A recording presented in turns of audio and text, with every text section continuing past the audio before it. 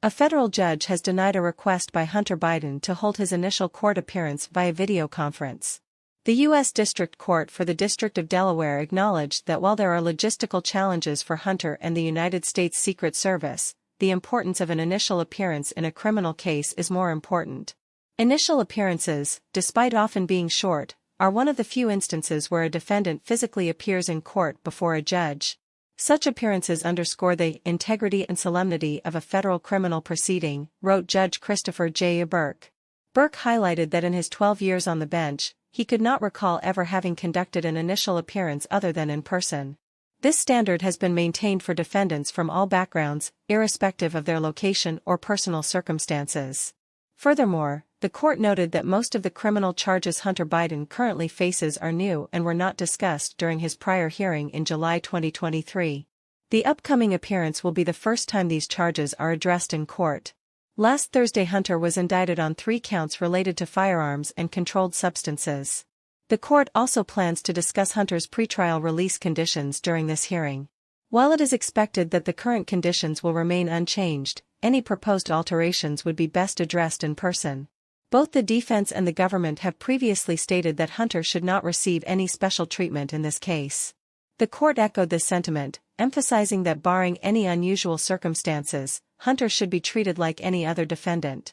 As such, just as any other defendant would be required to attend their initial appearance in person, the same standard applies to Hunter. The initial appearance and arraignment for Hunter are now scheduled for September 26, 2023, at 10 a.m. 2 of the 3 charges filed carry a potential sentence of 10 years in prison as well as a potential fine of $250,000, 3 years of supervised release, and a special assessment of $100. The second count, related to providing a false statement concerning information required by federal firearms license dealers, has a maximum penalty of 5 years. The third count charges Hunter with the possession of a firearm while being an unlawful user of or addicted to a controlled substance. The indictment revolves around an incident that took place on October 12, 2018.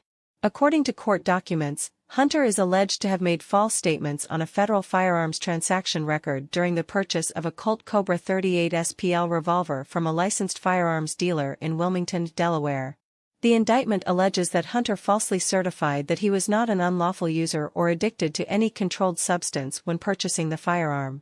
Investigations into Hunter, who has struggled publicly with drug addiction, began in 2018 when investigators began probing his business relationships involving foreign companies attempting to gain a foothold in U.S. government relations. Earlier this September, Special Counsel David Weiss announced that the government intended to seek an indictment against Hunter by the end of September. Hunter was initially charged on June 20 with violations related to firearms and 2 violations related to taxes. The charges were brought forth after failed attempts at resolving the case pretrial, including a proposed plea agreement and a pretrial diversion agreement, both of which were ultimately withdrawn.